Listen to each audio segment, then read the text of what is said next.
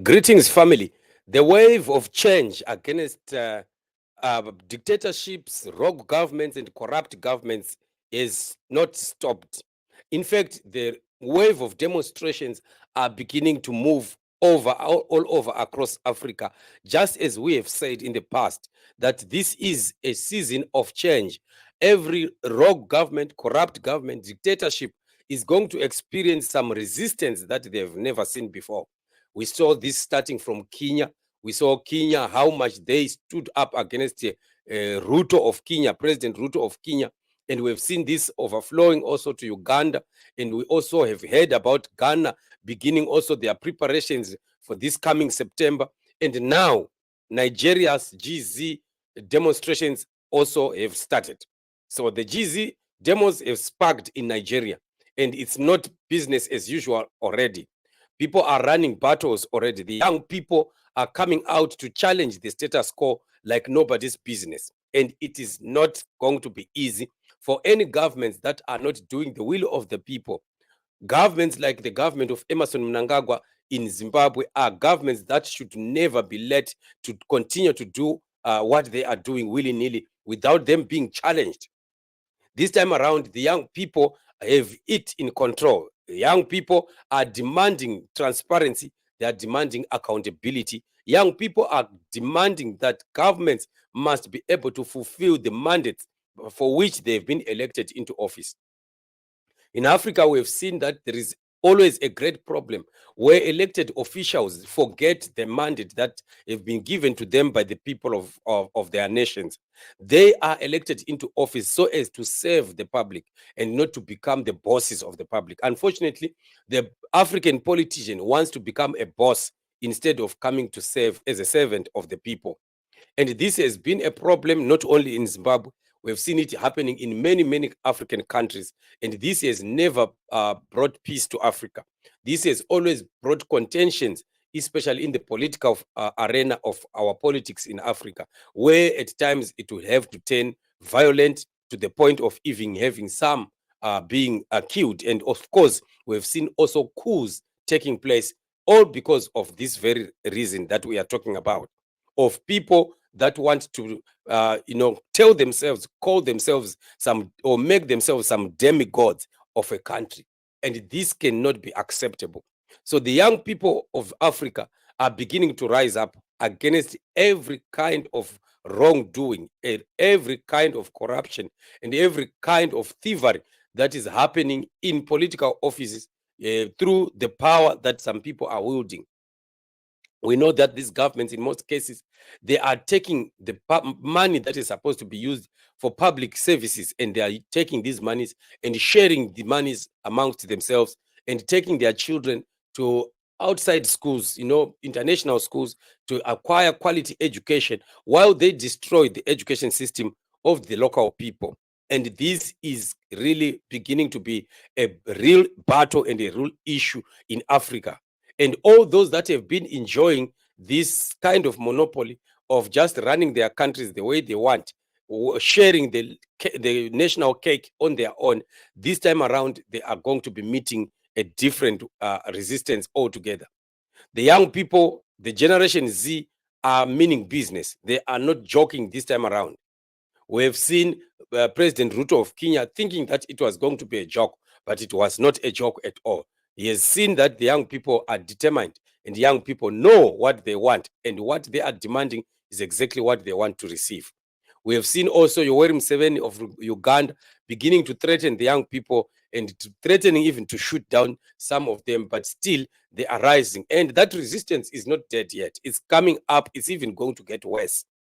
If Ugandan security forces think that they've thwarted it, it's just rebuilding and it's not going to be stopping. And this is what we have seen in Nigeria already. Nigeria, we have quite a lot of young people already going into the streets, and there is chaos. We've seen videos coming from Abuja and quite a lot of activities that is happening, that is being done. Of course, we haven't seen yet the security forces brutalizing people like what we have seen in Kenya. Maybe it is going to happen, but we will continue to be watching whatever is happening. But all that we can say is time is up for all governments and all politicians who have taken it to themselves that they want to become the bosses of the people and do not want to serve the people of their land. And this is not going to end well for most of them.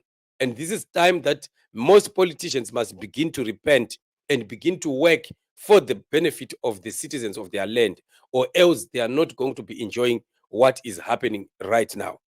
The thing that is happening right now is a wave of change, and this is going to take over a lot of illegal governments, a lot of governments that are rogue, that are dictators, autocratic governments, and tyrannies are going to go down in this season. And it is a season of change.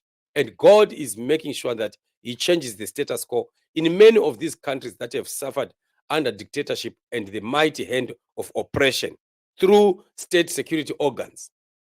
And these politicians that are using state security organs are busy looting and enriching themselves. We have known of how people like Emerson Mnangagwa in Zimbabwe siphoning out quite billions and billions of US dollars out of the country. And they continue to steal from government coffers. They steal everything, and yet the systems are not working in the country. The hospitals are collapsed. The roads are potholed. There's no electricity, no clean water in the cities, and all the like. And yet nobody cares about what is happening on the ground. As long as they are in the seat of power and they can abuse the power to steal from the innocent people of Zimbabwe, they don't care. And they are not the only ones. We have many of such all over these other countries. And what we are saying is, be warned. The time of reckoning has come. And this is the time that if these governments don't repent and start to do things well, they are going to lose power. And new governments are coming in. A new set of politicians is coming into Africa. And there is going to be quite a lot of change in terms of how politics in Africa has been happening. We are going to find that new young people, new blood, new ideas are going to be coming in. So we have a video that I want to share with you here of what is happening right in Nigeria as the fight begins. And this is courtesy of the first news platform. So let us just watch the video of what is happening. Now let's turn our attention to Africa. A wave of protests is spreading throughout the continent. It began in Kenya with protests against their budget, or the finance bill as they call it.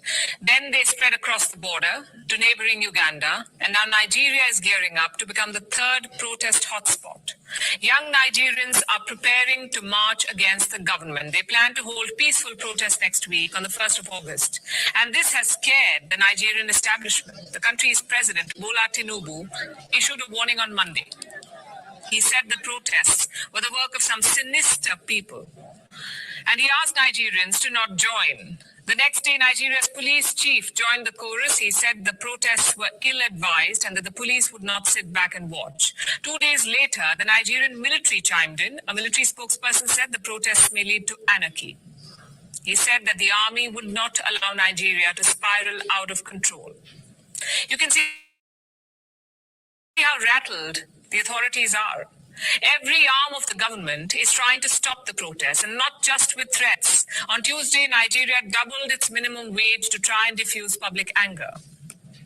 Only today, the National Assembly has expeditiously passed the new national minimum wage. You can see how the president is working. It was transmitted only yesterday. Today, it has been passed. A lot of other interventions that the president has also put in place are also going to be looked at expeditiously in the interest of Nigeria. So there's no need for strike. The young people out there should listen to the president and allow the president more time to see to the realization of all the goodies he has for them. He made that appeal to the quote-unquote young people out there because they are the ones who are organizing the protests. Just like in Kenya and Uganda, across Africa, it is the young people, members of Gen Z, who are organizing the demonstrations. Gen Z is planning the protests using social media. Nigeria's Gen Z are mobilizing under a social media hashtag #EndBadGovernance. The protests in Kenya were also organized under a hashtag. It was hashtag Reject Finance Bill 2024. That's what they call their budget. So there we have it. So this is what is happening. The young people all over are coming out. Young people are standing and speaking out and beginning to challenge any government governments that are rogue. And indeed, these governments are going to go down. This is their time of their end. If they don't repent, they are out. If they don't listen to the pressure that is coming from the masses, they are out. And exactly the same thing, it needs to be done for Emerson Mnangagwa and ZANU-PF of Zimbabwe. They need to be resisted. And young people, this is their time. This is your time. Young people, rise up and defend what is yours, because the future that is being destroyed by these illegal governments and illegal presidents and illegal politicians is your future, and it is in your hands for you to stand up and protect and defend the sovereignty of your nations, and not allow people that are coming only for self-enrichment to continue in political offices. So it's not going to be business as usual. It's going to be a tough time. It's going to be a hard time.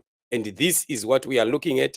And it's going to be very, very exciting. Very, very soon, we'll be giving you updates of developments that are happening. But as for Kenya, we know that Ruto is totally on his way out. He is not going to survive this. This already is proven to be greater than what Ruto is able to resist. So this is what it is.